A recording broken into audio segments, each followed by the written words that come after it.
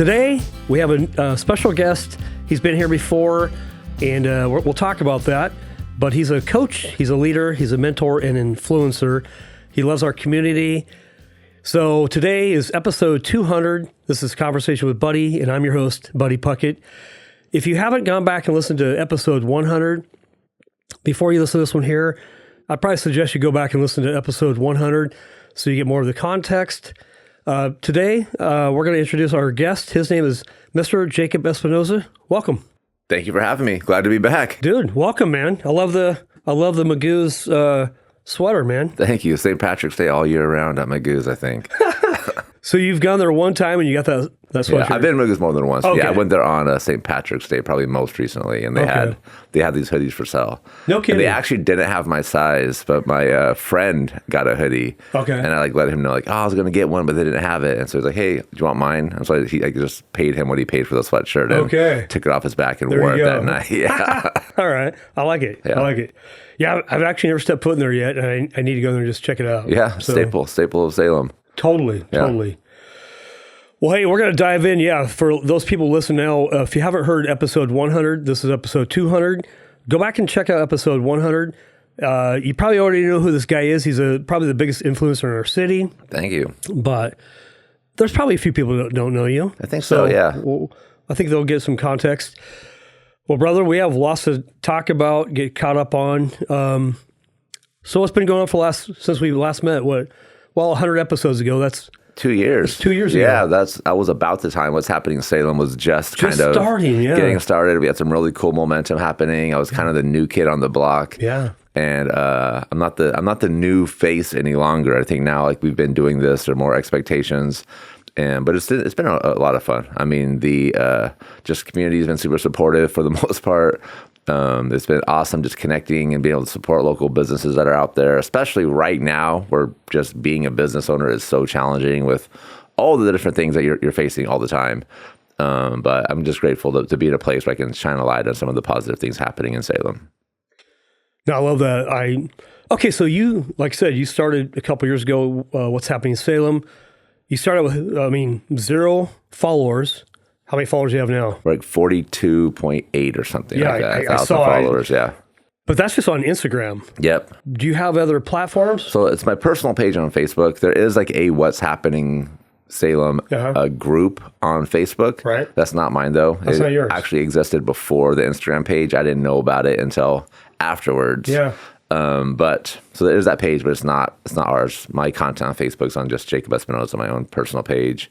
But then we have TikTok, we're at about 7,000 followers. Facebook, we're 15,000. It's pretty cool. Okay, so you... And then the newsletter is about 10,000 subscribers. Wow, 10,000. Yep.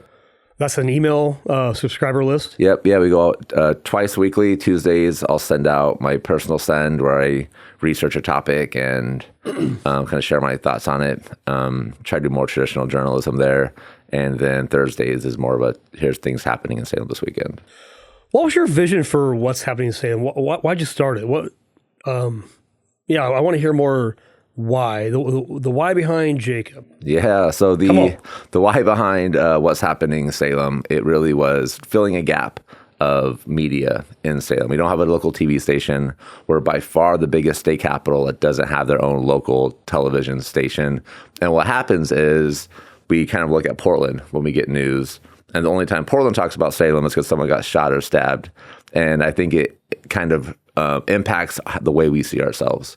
Where when the only time we see Salem associated with anything is because when something negative happened, we kind of internalize that. And I think it impacts our own self reflection or self-perception rather. And so I wanted something that was the other side of it. There's lots of cool stuff happening here. There's great people making great things happen. There's lots to do in Salem, regardless of how many people say there's nothing to do. There's lots of great things to do in Salem. Yeah. Let's try and lighten some of that. And hopefully the things that are recognized will be repeated and we'll just see more of it because of it. I see a lot of people trying different things. I'm a guy that's tried lots of things too. And I see somebody that's good at something and then I go try to attempt it and I fail. Yeah. Because maybe it's not really me. But I see you as somebody, you're doing the thing, What's Happening Salem. I think you actually enjoy it. I've loved making content my entire life. I love Salem as well. Yeah. I think I tried to lean out of the local angle for as long as I could. I was trying to figure out how to do something at a bigger scale. But once I leaned into Salem, it's like is where I felt like the most natural and easiest success. Yeah. Yeah. What's the biggest thing happening in Salem right now, you think? Well, I think right now the Cannery project is huge. Okay. And like that being, brought back to life with a new developer and somebody has access to a bigger pool of resources. And I mean, that's a, $100 million, $200 million project that just for phase one, that looks like it has some new legs and teeth in it. I'm now involved at Salem Center, trying to get some new energy in there, which I'm really excited about. So I think there's lots of new energy trying to make things happen in Salem. And something I'm realizing as I'm, brand new to doing things that are even adjacent to commercial real estate is it takes a long time in Salem to make things happen. And I think that's something as a community we have to be aware of. Like, how do we make it easier for people to invest and develop in our city, to make fun things for people to do and create opportunities? Sometimes I see Salem as this wonderful downtown. It's hopping, the park, connecting to the West Salem to, Middle Brown, the whole thing. And I see what you're doing. And then I see the other side, the dark side. You have the homelessness and like nothing's changing there. Every time they clear it all out, a week later they're back. I mean, what do you think about that? How do you describe the conflict that's going on in Salem, Oregon? The conflict between like the positive and things that aren't changing. Yeah, I guess that would be the I think there's every time something is not working, we need to figure out, okay, this isn't working. What can we do differently to hopefully create some progress? And that's just not at a city level. That's in businesses, that's in personal as well. Like the definition of insanity, or one of them is like expecting different results, doing the exact same thing. And so being able to be more nimble and shifting how we look at things and recognize the fact like, this isn't working for anybody. I think looking at the unhoused situation, for like, let's just look at that as an example. We did a documentary about the unhoused population and like all the things that lead to this housing crisis that we have called Barriers to Bridges, that came out like over a year ago, which is wild to think about. But through that, you start learning about all the things that are happening. There are great things happening. There are a lot of great resources. But at the end of the day, if the problem isn't getting better, like, we need to make some changes. And there's lots of elements that are part of that. Like living is extremely expensive. Yeah. Like so many people are one health crisis away from being without a house, right? And not everybody has a family to fall back on where they can move in with mom and dad or a brother or whatever. Like just not everybody's in that position, unfortunately. So I think it's important that we're empathetic to the realities of the fact that like this person on the street that's struggling is not necessarily a bad person, you know what I mean? Yeah. And I think there's like lots of narratives that we create for people who are, struggling. But the fact that we have like so many people who are just like living under a bridge is a problem as a community. We need to figure out like what can we do to better help the situation. I sense you have a little bit of compassion for people, Jacob. I mean, I don't think you would do this if you didn't really have empathy and compassion. Yeah. So unpack what that means to you, just to be compassionate. Why are you compassionate? Why am I compassionate? Yeah. I don't know why. Why is grass green? I don't know. Why is that's just how I was built, I suppose. Yeah. But I feel like there is power in understanding why people do the things that they do.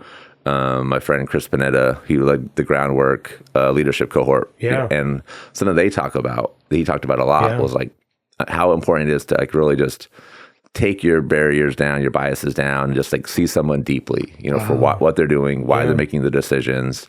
And something I've learned throughout my life is that when something doesn't make sense, like when I see somebody doing something and it seems completely irrational to me, it's usually because I'm missing some piece of information. And if I knew this thing about what was happening and why this decision was made, it doesn't mean I agree with what they're doing, but I probably understand it better. And then if I understand that person, it's going to be a lot easier for me to help support them. And if that's the goal. What I sense you're not judging people. I mean, we can judge people and we do that. I think naturally, like, you see a homeless person or you see somebody doing something irrational, like you're saying, it's easy to judge them.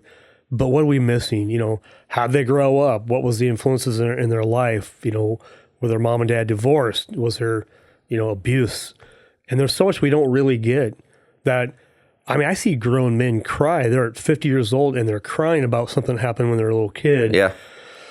Maybe they're not being heard. I don't know. But I want to be like that too, where I lead with compassion, not with judgment. And I also feel like we also should have compassion on the business owner that's downtown, that's already struggling, trying to figure out, how do I keep my doors open? How do I pay my employees? How do I pay my own bills at home? And sometimes that's what comes last on the table when you're running an operation. And if there are things that are prohibiting me from doing that, then of course I'm going to be frustrated about it. I want there to be changes to be made. So I think that, like, depending on what side of the argument, there generally is a lack of empathy for the other. And I feel like it's important to just like look at the entire scope and understand these are all people just trying to do their best for the most part with what they have.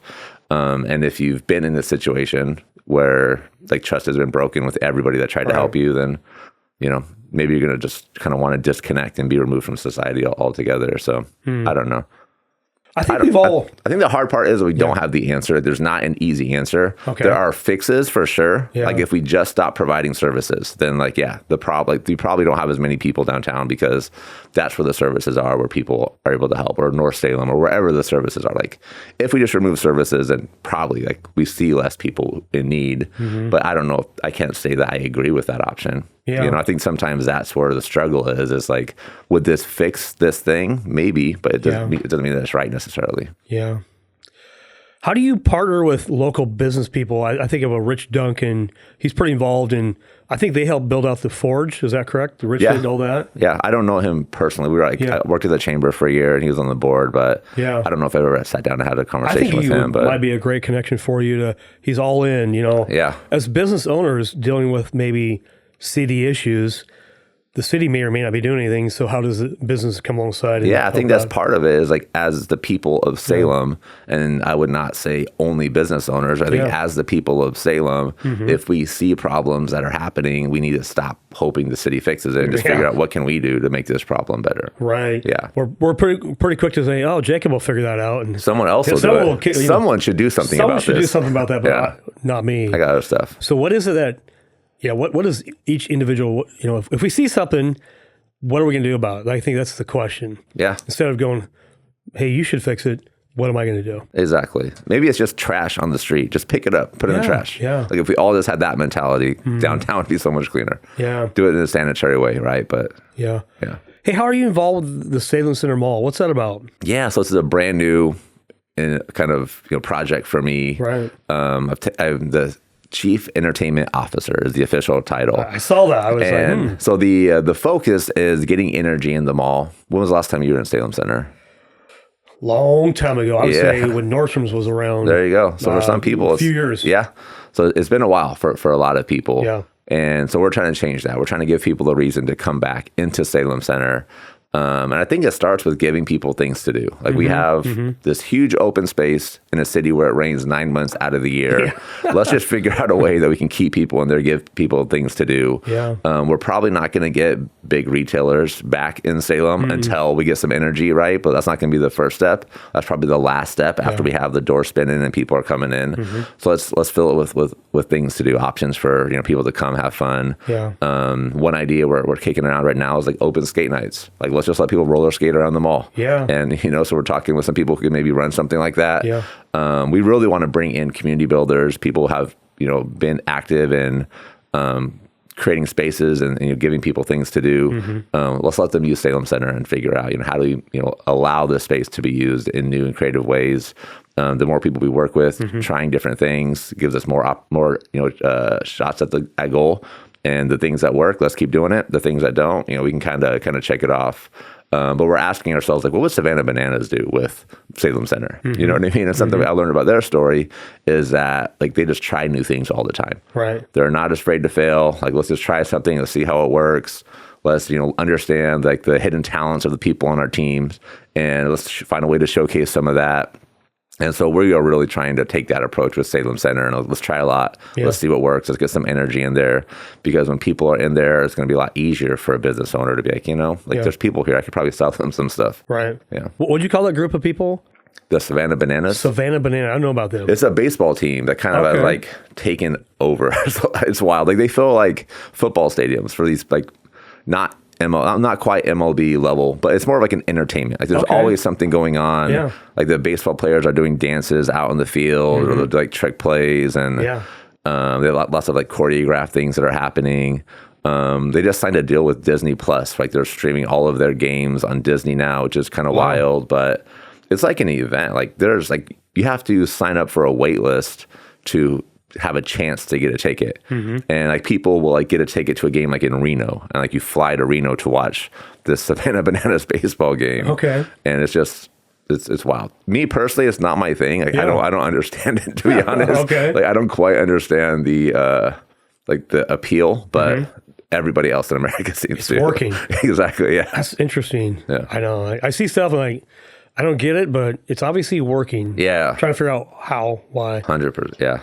How's the Cannery, that whole thing going to affect Salem downtown? It'll be incredible. Will it be a year or two, a 5-year, 10-year project? What's that look like? I think every project takes longer in Salem than developers from the outside anticipate, Right. which is frustrating to be somebody in Salem who is very much pro-development. And I don't know why somebody wouldn't want the old Truett building to be taken down and rebuilt as something new, because it's serving no purpose. It's just vacant. Zero, yeah. And so I don't understand why anybody would be like, let's not do this.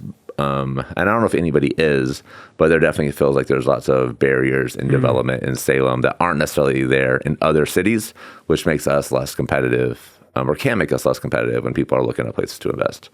What the Aaron told me, who's the new person who's taking the project on, I can't remember his last name, forgive me, but is that right now he thinks Salem is a great place to invest because it's kind of hit rock bottom. Yeah. Where it's like, it's not going to get worse. Now is the time to buy stuff in Salem and like put some money into it, because it's just like we have one way to go, which is up. Which is up, yeah. And I think when that project can get some legs behind it, because it's like a $200 million project for the first phase, like massive, it's going to help everybody else, because people are going to come to Salem to visit this place. And while they're here, they're also going to go to Noble Wave, and they're going to go to Isaac's, and they're going to go to Spicy Bite, all these other places downtown. And so I think that we just need to be better about recruiting and supporting these like magnets that are going to bring people to our community who are going to be paying for parking and just help the entire economy. Yeah. And some people don't want more people in Salem. I am very much not part of that camp at all. Right. I want this to be a place that's popping and fun and exciting for people to be. Yeah. I took my wife to Chicago about a year ago. I'd never been there before. You ever been to Chicago? It's been a long time. Actually, if you take there's like the boats that go down the river through the city, and you can see the big buildings, and Chicago's popping. It was it must have been August. I don't know. It was really popping. Like, it was awesome. It was fun. That's awesome. A lot of people say bad things about Chicago, but I saw almost no homeless people. It was happening. Yeah. I liked that. I thought that was fun. I think Salem has hints of that, where I go downtown on a Friday night, there's no place to park. And that's good. That means things are happening. Yes. People are walking around. There's energy. I actually like that. Yeah. So, yeah, bring it on in. We Bring want it on in. Salem to keep growing. Yeah. We want our house values to keep going up. Yes. So, okay. What, if you look 10 years out, Jacob, what's your vision for Salem? Do you have an exact vision? Or you hey, we're on a road, we're going somewhere, but we don't know exactly where? Yeah, I don't think we know yet. I mean, we definitely need places for people to live that are affordable. I think we definitely need to look at how we're able to build, because there is definitely a need from the community to want to be able to afford homes. Yeah. Right now, you can't get a lot for less than $200,000. So there's no way a home is going to be less than even close to that. Yeah. And we need to like look at that. Why is it this way? And do we just not want any more homes to be built? Yeah. Do we only want apartments and duplexes? Then if that's a city we want to be, then like let's keep things exactly how they are. But I don't think anybody wants that result. Yeah. But I think we just need to be better about drilling back. Like, okay, we're getting this result consistently. Yeah. What are the reasons behind that? Yeah. And then, all right, let's change some of these things and pull some of these levers if we want to actually create a different outcome. Yeah. Because every time I do a post about more apartments, people are furious about it. Every time I do a post about new neighborhoods, like people are mad because they know the houses are going to be expensive, but they aren't always as mad about the decisions that are made that lead to this outcome. And I think that's where, as a community, we can just look at things a little bit different. Yeah. Like the reason for everything being expensive is not always greedy capitalism. Sometimes it is, but it's not always the reason for that, because greedy capitalists are in other cities as well. Yeah. And houses are less expensive in those cities. Right.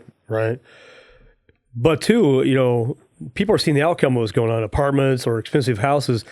But are they showing up at the city hall meetings and being more involved in what's going on in the community so they actually understand what's going on and have some of their own influence? Yeah. Are they voting?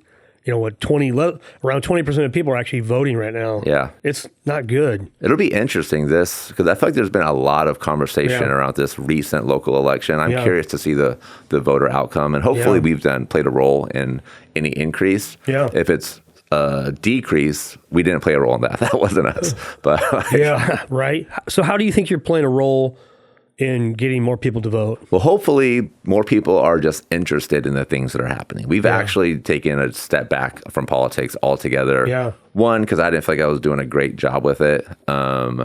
But two, it was just like so divisive. It became really challenging to like want to wake up and make content when I knew like the comments were just going crazy and people yelling at each other because I mentioned Mayor Julie Hoy's name. Yeah. You can't even say like Chips Ahoy or like Ahoy Matey because people just freak out anytime they hear the name Hoy now.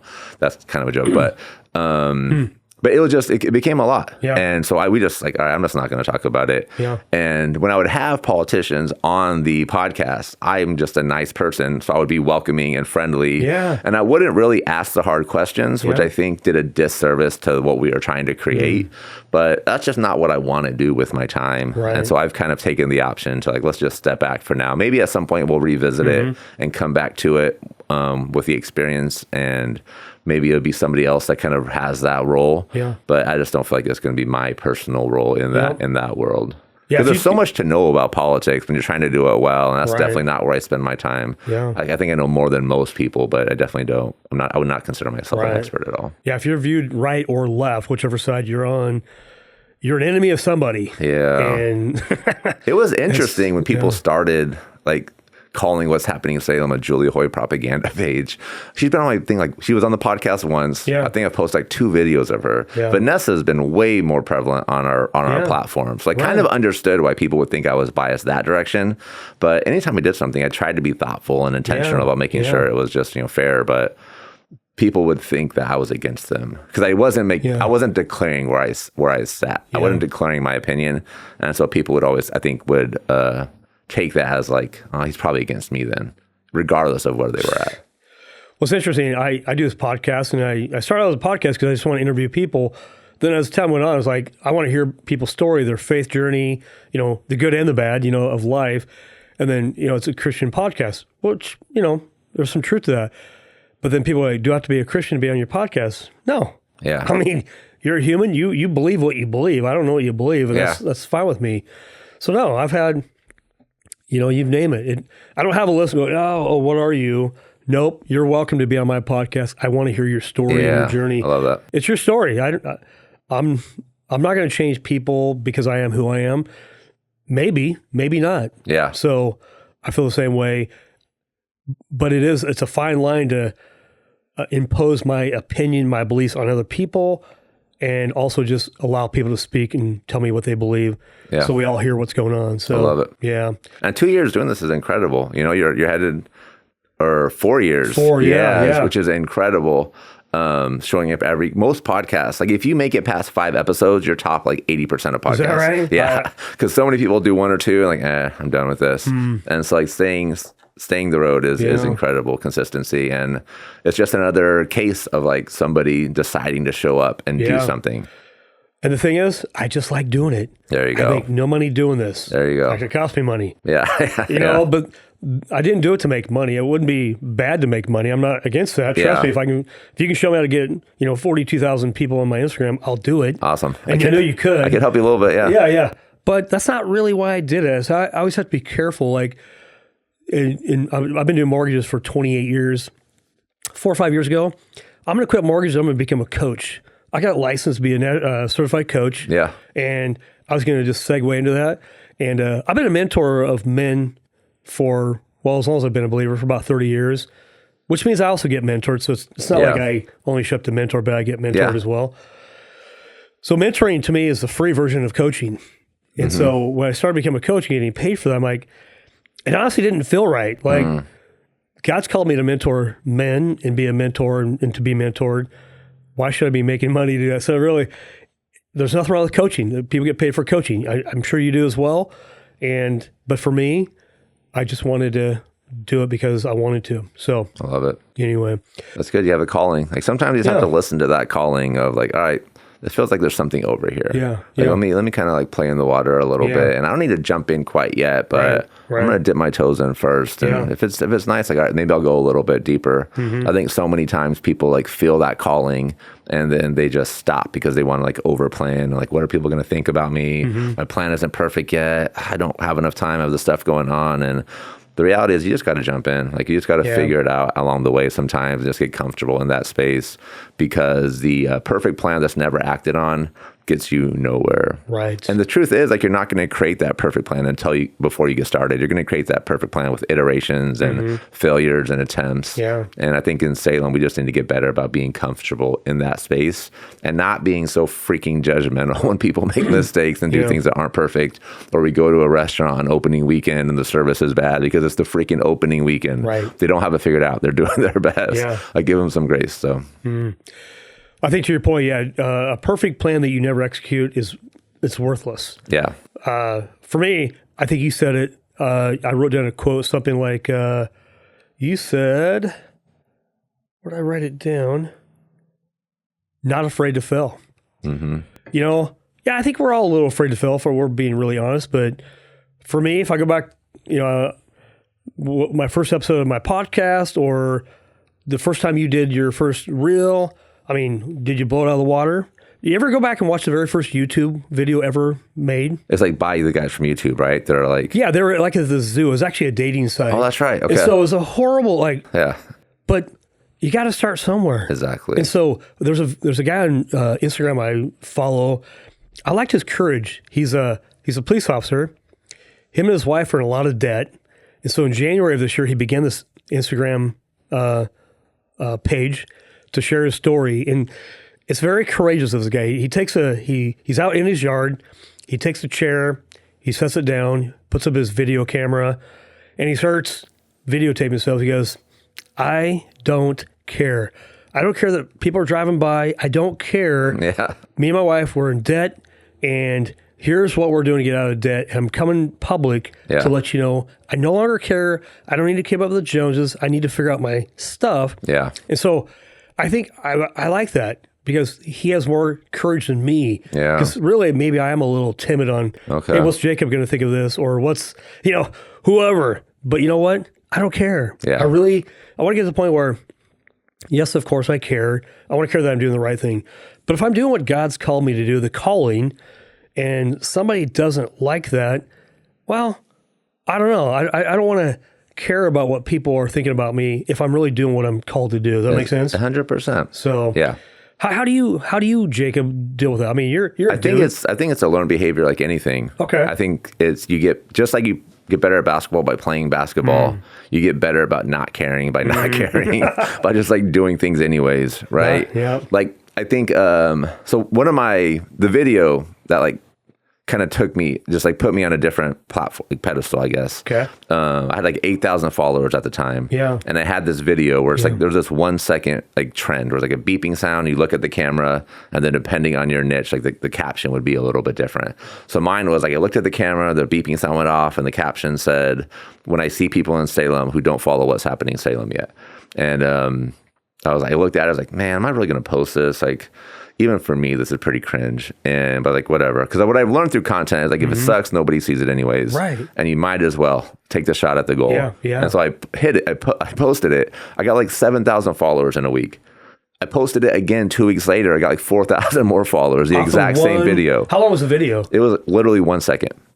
It was like a ding, you see it, and then Good kind caption. of like, yeah. And so at the time with Instagram, and it still is the case, but like if the video gets to the end of the video, then like that triggers Instagram. Like, people are watching this entire video. Oh, so if they don't get to the end of it, but on a 1 second video, you're already at the end of it pretty much. Yeah. And it probably takes 4 seconds to read the caption. And so, people watch it 4 times. But it just like triggered the algorithm, and it hit the right audience of people in Salem. Because if people in if it's a different video and people in like the East Coast are seeing it, it's not going to help me at all. Like lots of people see it, but they don't care about Salem. Right. But it got to the right audience as well. And so it just propelled the growth. And it helped me land some sponsorships, which are super cool. No kidding. And But it was because I have learned, don't be afraid to fail. Just try. Okay. If it didn't work, I'll adjust, make something different the next time. And I think content is a great way to get practice, right? Because you can get so many shots at goal. You can post something every day, learn from it, get better the next day. And like the potential when you build an audience is just incredible. Like I'm running a mall now. That was not part of the plan 2 years ago when I started What's Happening Salem. Instead of buying a zoo, you're running a mall. Exactly, yeah. And so the potential's there, but it is just a matter of getting comfortable at failing publicly, landing on your face, but just getting back up and treating it like any other day. You know, the videos that we're talking about, I say, hey, Jacob, do you remember the video I posted a year ago that was really dumb? Do you remember that one? Yeah, nobody does. Yeah. The shelf life really is about 24 hours. So if you don't really like it, nobody likes it. Yeah. They forgot about it in 24 hours. They got their own stuff going on. They're not worried about you. They probably forgot about it in about 3 seconds. Exactly. On to the next. It takes a lot of ego to feel like people are just like thinking about you all the time and your mistakes. That's a lot of ego. They're thinking about their own stuff. They don't care about you. Sorry. They just don't care. Yeah. Isn't that funny? Here we are worried about what people think about us and nobody's actually paying attention. They're thinking about themselves. But we all have the same problem. Exactly. Yeah. It's something my wife and I talk about a lot. It's just, you know, in 2008, when the world was crashing, I think I was so broke, I couldn't afford a haircut. I know it's horrible to tell the story, but yeah. So I learned how to cut my own hair, and I actually still do today. But can you imagine my very first haircut, what that actually looked like? Yeah. It was pretty horrific.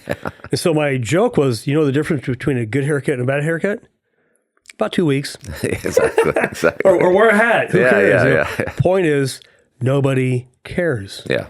Nobody cares like I do. I remember all of it, but nobody cares. Nobody remembers. So get over our own little ego. Yep. So, this is probably, I don't know, it's like 15 years ago at this point or something, but my ex-wife was like, going to help me in the back, but like she didn't notice the attachment wasn't on the razor. So big old gap in the back of my head. I was like, oh my, are you kidding me? So I just like shaved my whole head. It was like that for like a week and nobody remembers it. Nobody cared that much. Even at the time that it happened, they just like noticed like, oh, you got a haircut. You know what I mean? Yeah. Nobody cares. You have no idea. Exactly. Yeah. That's funny. I think I actually had my daughters, shave the back of my neck because like, I'm like, hey, what are you doing? And so, it wasn't very good, but you know what? Over time, it doesn't matter at all. So, hey, you talked about a few things. So let me bring this up real quick. The vision for Salem. Talk about in-person events, and then what does Third Spaces mean? Yeah. So right now, we are seeing this like resurgence of in-person events. Okay. And like the trending word is IRL, in real life, but it's just in-person events. There's nothing like new about this, but it's becoming this mega industry. And which is great for me because that's a lot of my background. It's something I'm passionate about. It's been part of the mission for What's Happening Salem for a long time. But it's creating opportunities for people to get back together in person. Because we've lived in this virtual space for so long where you might have friends like all over the country because you play Call of Duty together or whatever. But like you might not even meet this person, right? But throughout human history, we've been at our best when we've been in like a 20-mile radius working together with our neighbors. And we just need to get back to that space. And I feel like we're going to see marketing efforts shift much more to in-person events and giving people a reason to gather in your shop, regardless of what you're selling. I think Bar Noir down there in the Forge, they're downtown. They do a great job of this. They're always doing events. They have a group of raving fans, because when people come to your space and they remember meeting a new friend or having a good interaction and with people who they felt were just like them, they're going to want to come back and experience that again. They're going to want to bring somebody else and invite somebody else to your business. I feel like businesses who struggle are going to be the ones that don't have this plan, who expect people to just show up and purchase from them. And because they're doing traditional marketing, and some of that still will work. Yeah. But I think on top of that, businesses really should be thinking about how do you treat your space like a third space. So it's not the person's home. It's not their work. It's this third place they can come gather and meet people, meet new friends, get together with their friends, and create that sort of environment. And that's really a big part of the approach we're taking at Salem Center is like, let's first treat this as a place for people to come and do things, Yeah. but they feel comfortable. Because right now you walk into the Salem Center, you don't want to be there. It's dead. All vacant spaces, like it's challenging. We have some good things happening. People that hopefully will be moving in soon. We have the Blooming venue that's doing a great job. We have Olive Boutique. We have Serena's, a new Italian kitchen that's going to be opening up, a restaurant, which I'm excited for. Yeah, in the Salem Center Mall. Yep. So there is a lot of good energy happening, but right now you don't see it because it's just like chairs down the middle that are like the old like massage chairs, and nobody's showing up to like sit down in a massage chair. We need to give people a reason to be there. So it'd be cool to have like, golf simulators, smash rooms. Come on. Just think, let's get weird with it. Yeah. We're like on the basement, we're working on doing a zombie airsoft type of thing where you like run around and like hunt zombies. It'll be super fun. We wanted to like open skates in the mall. We have cool vendor markets that are happening. There's like a circus thing that will have happened before this podcast releases, but so like, we're trying just lots of different things, giving people a reason to be there, and then as we fill spaces, there'll be places for them to do commerce while they're there as well. Right. Let's get weird with it. I like it. That's your Let's new get hashtag, weird. right? Let's get weird. Salem.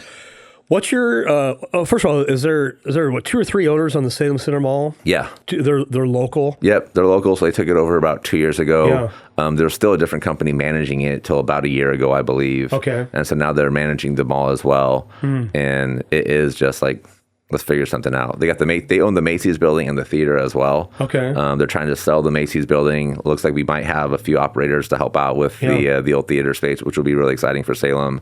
And then so we can really focus our attention on Salem Center. Why didn't the movie theater work, you think? I don't know. I mean, I think is it tough? I think it was. I mean, it was COVID. You know what I mean? It kind of took a lot of things the wrong direction.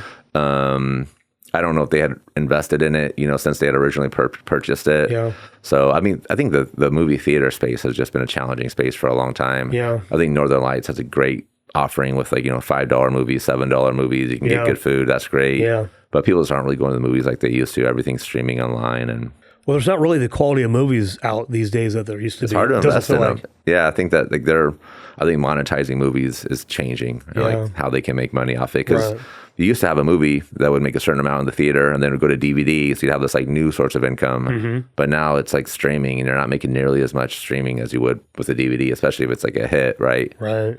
So we're not looking at bringing it back as a movie theater. Maybe like part of it would be that, but more of it just like an event venue where there's things to do. Yeah. Talk about the Forge a little bit. The Clink, I haven't been there yet. Talk about that. We did go to Bonsai Coffee. Yeah. That was a pretty cool little experience. Yeah, they did an awesome job at the Forge. I mean, it's a beast of a project. That's AJ's deal? He's the real estate broker. Right. And he is now helping out Salem Center as well. Okay. Him and Paula with Tradition. As of a few weeks ago, they're the new real estate agents there, I'm excited. I love working with AJ, so I'm excited to work with him on this project. Gotcha. But yeah, we're trying to like build off the energy of the Forge. They have a lot of relationships with people that they were talking to at the Forge that weren't a great fit for whatever reason, but maybe we're going to be a good fit for Salem Center, which we're excited for. But they did a great job with Clink kind of being the anchor tenant, which brought people in, brought the energy in. A restaurant is not an inexpensive endeavor at all. So like they made the investment like in belief in Salem and in that building in particular, and they're able to fill up the other spaces because of it. But Clink's awesome. They're doing right now something that they're launching is like Tuesday, Wednesday, Thursdays, doing you could rent up like their top section for like client appreciation, employee appreciation type of events at no charge or just like a minimum food cost. To kind of find some different uses for the space, but it's a great space for it. And it feels nice. We don't have a lot of places in Salem where you can go and like, all right, this feels like I should probably dress up before I show up here. And people are going to feel like, there's a little extra that was done for them and making them feel special. Yeah. Is the Salem Center and the Forge, are they the same owners, different owners? Different owners, yeah. Okay. Yeah, so the Forge is Clutch Industries. Okay. And then I don't know the exact, but the JCPenney building, I feel like they're involved with. But the theater, the Salem Center, and then Macy's are owned by the 3 others. What's JCPenney's going to be? What will that turn into? We'll see. I think it's another community space. I think all of it is like community focused right now. Gotcha. So then the only issue is parking. Well, we got the free parking. They're redoing it right now, so I'm excited to see what the remodel looks like. What do you mean free parking? So in the parking structure. Okay. So there's 2. So the Forge has the parking structure. It's like across the street from Isaac's. They can actually park in there, and there's a bridge. You can walk directly into the Forge building. Okay. And then for the Salem Center Mall, like through Kohl's, they have the parking, the parking garage right there as well. So people forget there are free parking options. If that's what you're looking for, yeah. And the nice thing will be is once all these buildings come back to life, we have all of these walking bridges over when it's raining, especially, they'll be able to be used again. And we're talking about throwing parties on the bridges as well. I'm excited for that. Yeah. But just kind of finding different ways to use all the spaces, because there's so many spaces in there. It's almost overwhelming sometimes, like thinking of all the possibilities and all these different locations. But we're doing a good job of bringing in people who can like think of different ways to use the spaces, because we only have so many ideas and so many hands to make things happen. But if we can share the love and make sure it feels good for everybody, we want to be the easiest yes in Salem. Yeah. You know, what I noticed about, like, not that I want to talk about Vegas, but when you go to Vegas, you can walk on the Strip, you can walk over the streets, you know, on a Sky Pass or whatever. Would Salem benefit from connecting the park, the Front Street Park, to the downtown with an over the Front Street Park? Which park? Just a downtown park with you know, I know there's a walkway, but I mean, I'm talking about like an over the street. Sure, let's do it. I just feel like it is a little difficult to get across that road. Like that, I actually work downtown, so okay. I'm like, I don't even want to walk across the street because the traffic's crazy. But if I could walk over an overpass, I might utilize it more. I don't know. Okay. Just some things. You would utilize the Riverfront Park more? Correct. For sure. Okay. Yeah. Maybe. Let's try it. Let's do it. I don't know. Make it happen. Just some thoughts. Whoever the future mayor is. Yeah. That could be your campaign promise. That could be. If you run for mayor next time, we will build the bridge. Not that one. Not that one, exactly. We're going to build the one to Riverfront Park. Speaking of bridges, are they going to build the West Salem Bridge ever, or is that? They're redoing the current one. There's supposed to be a bunch of construction happening, which is not going to be fun for anybody in West Salem. They're going to have to route around. It'll just be condensed. It'll be like 2 lanes instead of 4. Hopefully it's not as bad as everybody thinks it's going to be, but we'll see. We'll see how it goes. Well, hey, give me an update on Jacob. Just use the person, the dad. Yeah. You know, how's life? How's your kids? They're great. The last time we were meeting, I remember we were connecting like, you go, hey, I'm in Disneyland, and you took your kids to Disneyland. I don't know if you remember that. I remember specifically. That's awesome. And we were going to meet a few weeks later to the podcast. But yeah, give me an update on you guys. Yeah, we're doing great. I love summers. You know, I think as the kids are getting older, I'm just like really trying to enjoy the summers as much as possible and make sure we make lots of memories, because I can always make more money, but I can't always go back in time and create more memories. So trying to, take advantage of that. I think I'm better at the balance, because at first, after getting divorced and you have shared custody, it's like, man, my time with them, I wanted to always be doing something, but they were just like, Dad, we always do so much stuff when we're with you. We just want to like chill. Okay. So I'm trying to like, all right, let's find some balance. And like, because it was like every weekend we'd have, and then I would think about it. It's like, oh man, we're doing like 4 things just on Saturday. Like, go. Well, you're trying to make up for what you didn't do during the week. And I get that. There's nothing wrong with that, but your kids are like, hey, Dad, let's slow this down just a little bit. Let's chill a little bit. Yeah. So it's been, so we'll do something. We have plans for the summer. They're doing basketball and track and football. So they're staying bid. My youngest won the 24 math challenge for the 5th graders in Salem. I'm not sure. Are you familiar with that game? Nope. So it's this like card game where there's 4 numbers. And so like they put the card down and then you have to figure out, okay, how do I make these 4 numbers equal 24? Okay. Yeah, and he's just been a math kid his entire life. I remember he was 3 years old. We were driving, and he started counting by 3s to 100. And we look at each other like, what just happened? Yeah. So math is his... It's just been his thing forever. Yeah. And then, so they recognized him at the school board meeting on Monday, which is cool for us. Yeah. He was like, I don't want to be here. I wish I got second. I was like, just be happy. You know what I mean? This is cool. They're recognizing it was cool for us that, we get this moment to celebrate you. But he's doing that. My oldest basketball is his thing right now, and track, and then he'll do football in fall. And just getting into the teenage years, they'll both be in middle school next year, which is just wild to think about. Gotcha. Like everybody tells you blink and it's over, and like they are so right. So you have 2 boys? 2 boys, yeah. Tell me their ages again. 5th and 7th grade. And their names? Tyson and Caleb. Okay. Yep. Okay. Gotcha. And I forget, did you play sports in high school? I played basketball at McNary, then at Lynn Benton Community College for a couple of years as well, yeah.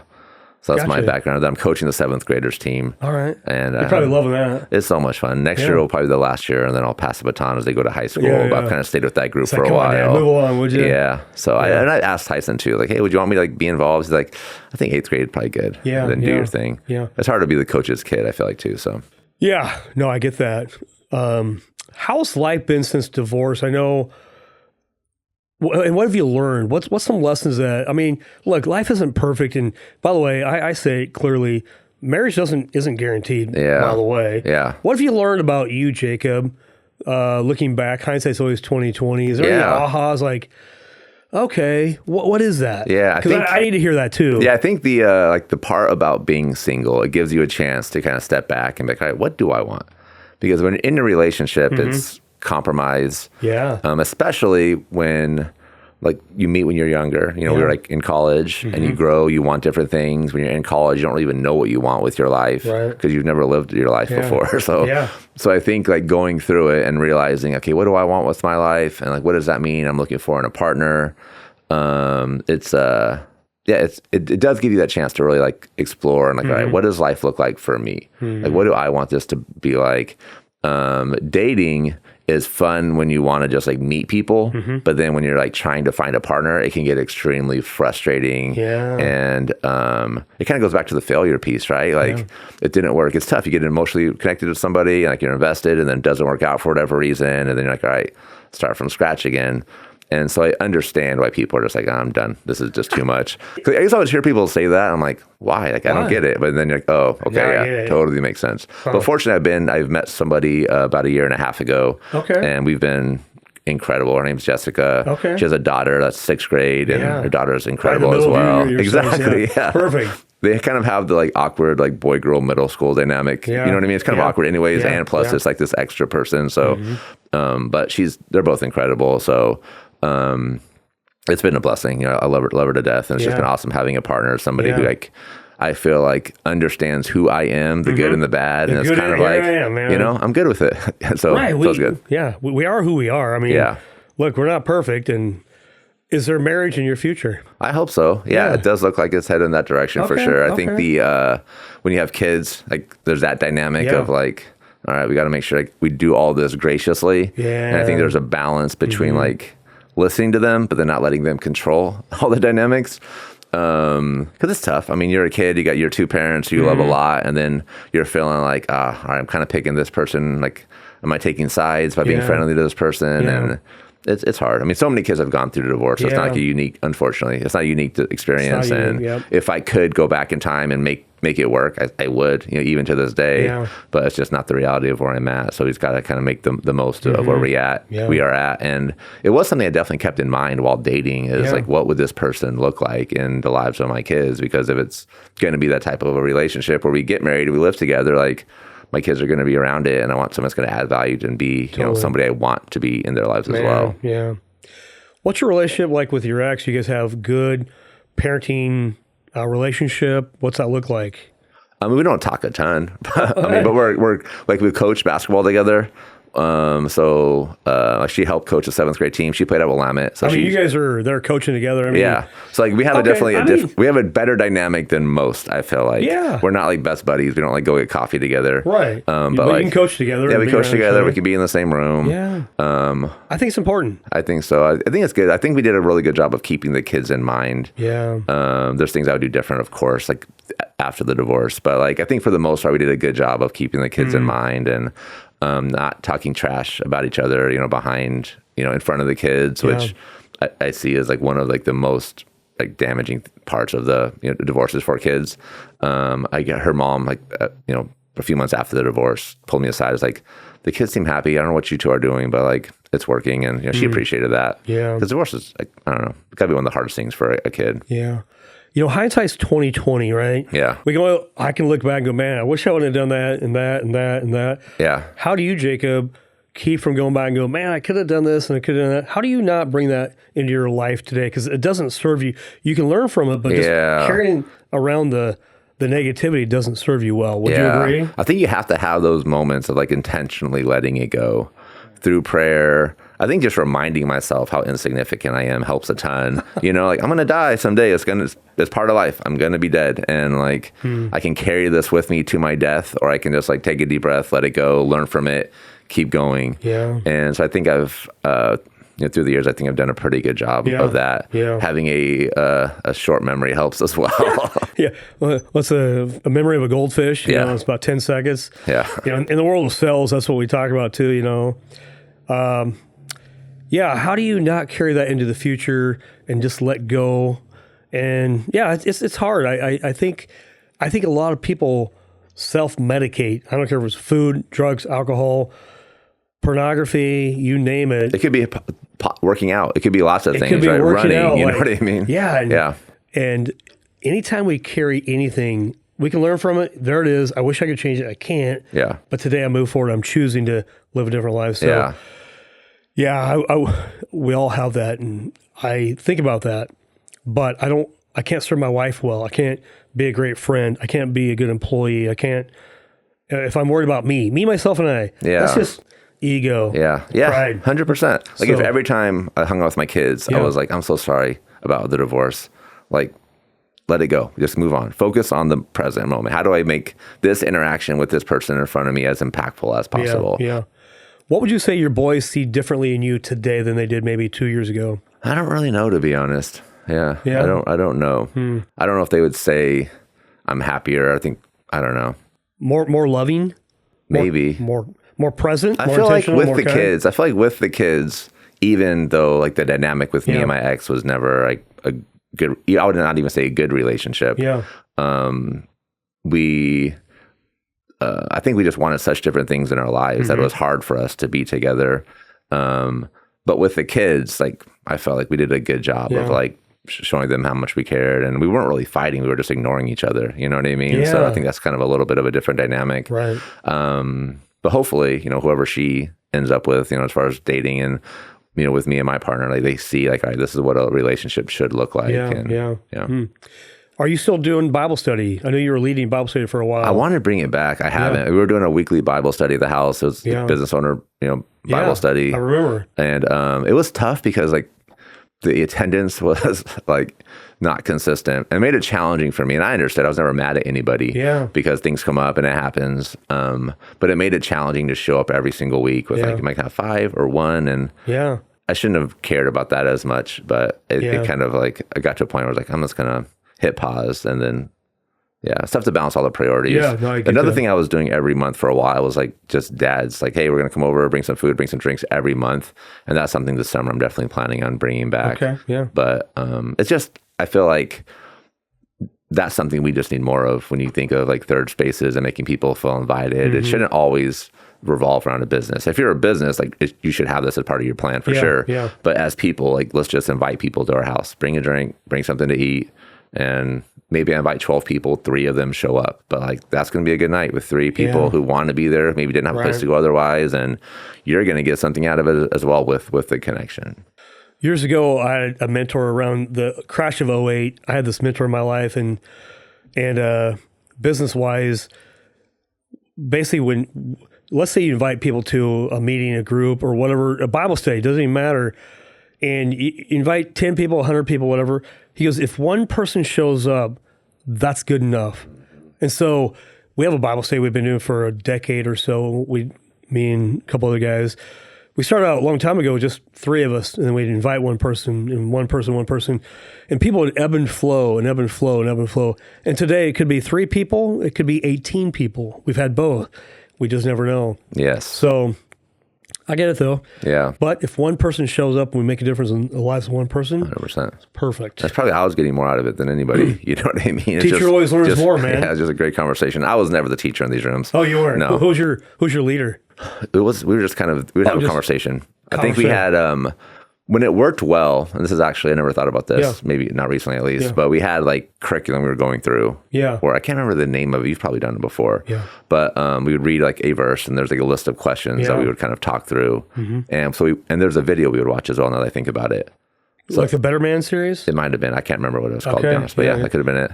Well, you know, I don't know if you It know was this. it was something. It wasn't. It was more of an entrepreneur, like Christian entrepreneur type of Got content. it. Okay. And they had so we worked through like the curriculum, and I think that was kind of when things started fizzling out a little bit. It was when we just did more open ended. Got it. And there's a curriculum some guys follow too. It's called the Better Man series. So the last 4 years, we've done an event in Salem, the Pacific Northwest Men's Conference. That's right. So we did it 1 year at the Salem Center at the Armory, and then in the next 2 years, we brought in some national speakers from the Better Man, and these guys they travel all over the country, and they came to Salem, Oregon 2 years in a row, and they bring their curriculum. And there's like 800 guys that show up. Yeah, huge. Remember, I asked you if you want to be a MC. I wish I could have been there. It was really, really good. So I think no matter what, plugging into guys, having guys be around guys, because the verse that I love to live by is iron sharpens iron, is one man sharpens another man. Mm-hmm. So I'm always wanting to show up because I know I need it the most. Yeah. I don't show up to sharpen. I need you to sharpen me. You know, that's kind of how that works. So. 100%. And I feel like that's one of the reasons I'm kind of optimistic about my own future. I just have like incredible people in my life that challenge me in lots of different ways, and I can reach out to when I have questions. I think I can get better about being vulnerable and asking the questions like I need to ask. Yeah. Which will get me it's like right now with the business side of it, like I feel like we're getting good. We've been good with Instagram and like how to create content. I feel like through that we've created a social media agency because people have seen the growth and are like, how can you help support us? We want to do Instagram as well. Yeah. And I feel like I'm at a place where I'm like, okay, I know how to do this well for other people also. And so now it's a matter of deciding, do I want this to be like a big thing with lots of people, or do I want it to be more like niche, where it's like me and a small team, but we're doing probably bigger projects, or like we're more selective on the projects that we do, and they're probably more expensive. But I think getting there requires me just being like opening up and being vulnerable and like, all right, here's the questions. I see you built this thing, and it's kind of like I wanted to build something kind of similar, but just in a different lane. Yeah. But just being vulnerable and opening myself up to the blessings that can come with just feedback and thoughts and advice when we allow that to happen. Because I think it's easy. It kind of goes back to like being scared of failure, right? Where like if we are so in our box where we don't want to like open up, it's going to be hard for people to know how they can help us or to ask the questions that will allow us to get the help that we need. Yeah. If you couldn't fail, what would you do, right? That's the question. Yeah. If you knew like success was guaranteed, what would you do? I'd play for the Blazers for sure. Absolutely, man. No, I think we're so worried about the unknown. The facts are that 95% of the things that we think about never even happen. Yeah. So how do we, I hired my daughter about 5 weeks ago. I have two daughters, and they both worked for me during college. Like, yeah, Dad, I'm never doing mortgage stuff. Like, okay, that's cool. You do you. Yeah. And so 8-9 years later, my was like, hey, so what do you do exactly? And so now I hired her, but I said, here's this little circle. This is our comfort zone. Nothing happens here. Yeah. And I mean nothing in our life. I wouldn't be doing this podcast if I lived here. I didn't want to do this. My wife's like, you should do it. And like, no. No. There's always a reason not to. You can find a reason not to all the time. I found 100 reasons not to. She wins. And so now 4 years later, we've been doing the podcast, and I wouldn't change it. It's not perfect. I don't do a perfect job. Yeah. But I have fun conversations. Absolutely. Comfort zone. Life happens outside that. Everybody wants comfort. We want to sit on the couch, watch our Netflix for 4 hours a night. I'm guilty, but life really happens here. So how do we do that? Who do you follow? I like, David Goggins. You're not going to get a Bible study from David, but you're going to get a lesson. And his lesson, there's a book, Living with a Seal. So a guy named Jesse Eisler, you should know him. Yep. He owns a basketball team. He hires David Goggins to come to his house to live for 30 days. And David said, I'll do this on one condition. You do everything I say. And so I'm doing 75 hard right now. I think I'm day 30. Nice. And so my second workout of the day, I have a quote on my calendar that says, if it doesn't suck, we don't do it, right? And so I like the Navy SEAL approach to living outside the comfort zone. And I'm pretty weak, if I'm being honest. I'm lazy. I want to be comfortable. But like this morning, 5 a.m., get up, I go do my workout because I have to have two of them. Yep. I don't like doing 2 in the afternoon, by the way. That's still fun. Yeah. So how do you how are you going to live outside your comfort zone from this day forward, Jacob? That would be getting up would change my life. Like I've reflected on it. I know that it would. Just getting up at 5 a.m. every single day, getting that workout in, being focused for the day. You think that's important to you? 100%. It would. It's like the number one thing that I know for sure would change my life in weeks. Like not even months and years. I feel like in weeks it would like allow me to get things done that I know would take me from here to here. But it's just that comfort zone of like, man. What time do you normally get out of bed? It's like 7:30. Okay. Yeah. Well, that's good. What time do you go to bed? Depends on the day. It's not consistent, you know. What time last night? Last night was earlier, like 11, I would say. Okay. Yeah, I think 10 to 11 is probably the average time when I'm in bed. Yeah. Like I watch something that I like, and then I'm like, all right, 1 in the morning. Like, crap, I was at 1 right now. Yeah. How's it 1 o'clock? It used to be chess. Like I'd play chess, and then I would like on the app. I'm addicted. I used to be addicted to like, man, what level and exactly. And I'd lose the game. Like I got to win, and then I win again. Like I want to win again. Dopamine. It's that dopamine rush. It's 100%. It's starting the day with dopamine, ending it with dopamine is like the thing that if I just stopped that, everything else a lot of things would change. So a lot of people go, and I too is like, hey, what's your morning routine? I got to win the morning routine. But what I learned is I cannot have a morning routine until I conquer the evening. Yep. And so, I used to get to bed, between 10:30 and 11:30, then 10:30. And so I'm trying to be in bed before 10. Yeah. And if I can get to bed at 9:30, which almost never happens. Yeah. Because I'm waking up at like this morning, I woke up at 4:30. I'm like, okay. So 4:45, I'm out of bed. I'm actually starting my morning routine, get my clothes on, go to the gym. When I go to the gym at 5:15, 5:30 in the morning, it's going to be a great day. Yeah. You said that's the number one thing. Yeah. I agree. For me, because if I work out, I'm more active to read my Bible, to pray more to me. And so this morning, I got up at 5, did my workout, did my Bible study, took my wife out for breakfast, all or before 8 o'clock. Yep. And most people are like, just roll out of bed. Absolutely. So great. I get it. Yep. I was that guy where I would sleep until 6:37, and then literally in 2020, I challenged my team, hey, who's with me to do the 5 a.m. club? Get up at 5 a.m. and do something just for 1 month. Yeah. We all thought we were going to die. Like, oh my God. I've been doing it for, 5 years now. I have a friend on here that I've had him on my podcast, and he gets up at 4:12 a.m. every morning.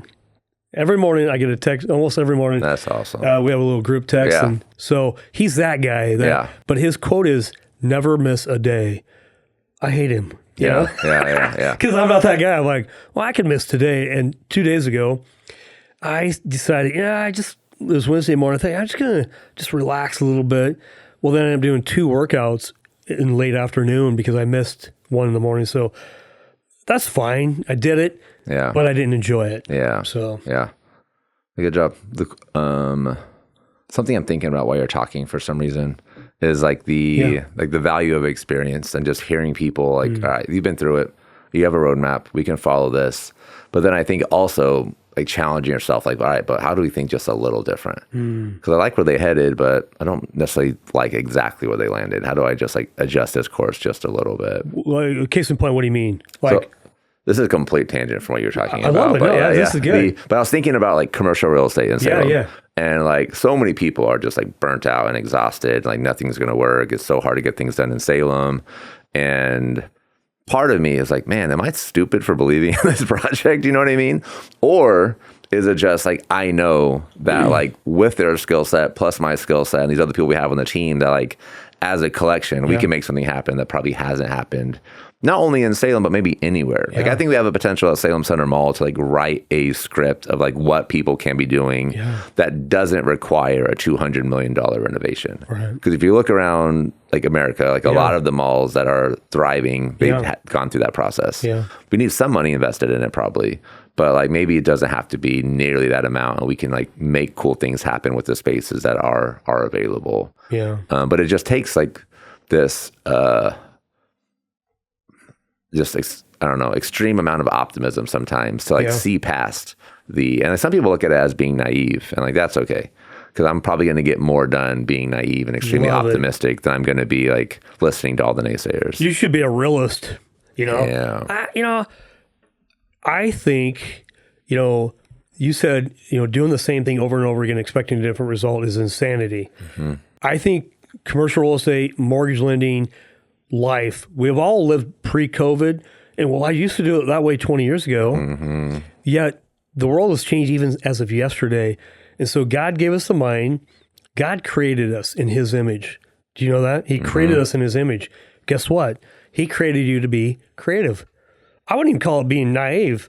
I think it's you're actually creative. And as you spend time wanting to have a passion to do something, for me, whenever I'm on vacation, I like to bring books. I get up earlier than my wife. My wife will sleep in. I'm probably reading a book somewhere or taking a walk, but I'm really just alone and allowing God to, speak into my life, or I'm thinking about something and being creative.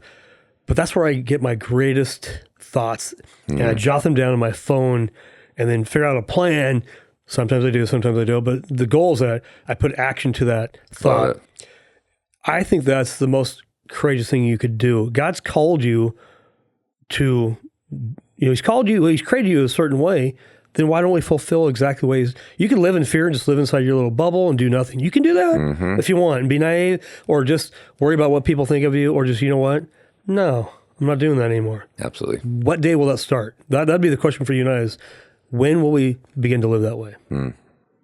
Love it. So, well, brother, we're gonna wrap up here. We could probably go another couple hours. I like these conversations because you're giving me ideas. Hopefully I might be giving you some too. But great. Anyway, hope you guys enjoyed this podcast.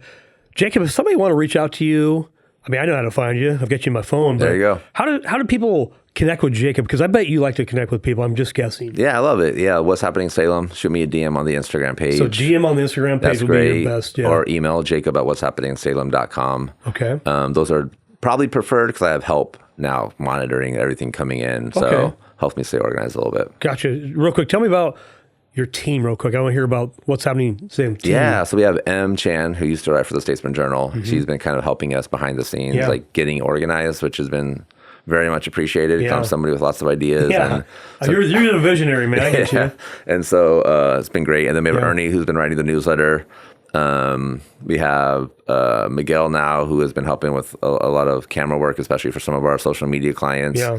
And then, we got some people that kind of help out, some services we use to help out with the editing, which has been helpful. But it's been, we're looking at growing the social media side. So just make sure I'm clear. Yeah. You're also not just doing your own thing, but you're out helping a content creator like me or whoever come to you and you'll help with, is that part of your business? Correct. Yeah. I think we've done a really good job of staying ahead of the curve and understanding what is going to get attention. We did some videos for Clink recently, and I think between the 5 videos, they're like 100,000 views, which is something we're excited for, and I think it's another data point that we're headed the right direction. Businesses are interested in getting exposure with organic, and I think the nice thing about doing a lot of organic content is that when you're looking at doing paid ads, you have this pool of content to pull from, and you can take the ones that have done the best, that are deliver your message, and have some success with that. That's cool. Which will go further probably than maybe a static image would be with just like an ad. If you can create an actual paid ad that's engaging, people want to watch as they're scrolling their feed, it definitely can multiply the results. Okay. That sounds good, man. Well, thanks for being here this week. We really appreciate you. And by the way, if you haven't subscribed to our YouTube channel, I would love to have you do that. What are you doing? Subscribe to the YouTube channel. This man, 4 years in this, talking to people in Salem. He's talked to he's talked to a great number of percentage, 1% of Salem has been on this podcast, and incredible guests, and a very thoughtful, engaging question asker. I think the reason I struggle as a podcast host is my ADHD takes me everywhere, and there'll be times where I'm interviewing somebody and I have no idea what they just said because I'm thinking about something else. But I feel like you're very good about staying in the moment, and I'm sure you have your moments. We all do, right? But I certainly do. That's why I'm looking at my phone. Okay, what was my next question? Jacob, I hear you. Yeah. I am doing that, but I've gotten better at it over time, because at first, I'm listening to you, but I'm trying to think of the next question because I haven't prepared. Yeah. But now, hey, so Jacob, tell me about this. So I've learned how to take notes. There you go. And I appreciate the shout out. But if you haven't subscribed to our YouTube channel, please just hit subscribe, give a thumbs up, share this with 10 people. We do have a lot of local people on here. And by the way, if you know anybody that would love to be on here, you think they have a great story, or you think you have a great story, reach out to me. All my information is in the show notes. I'm easy to find, by the way. And Jacob, I appreciate you, brother. Thanks for having me. I appreciate your vulnerability. We talked about deep stuff. I don't think you didn't run from anything. I really feel like you're willing to just talk about the hard stuff. Trying to. So, appreciate Trying to it, get better, man. Thank you for having me. This is great. Yeah. Thank you. We'll see you next week.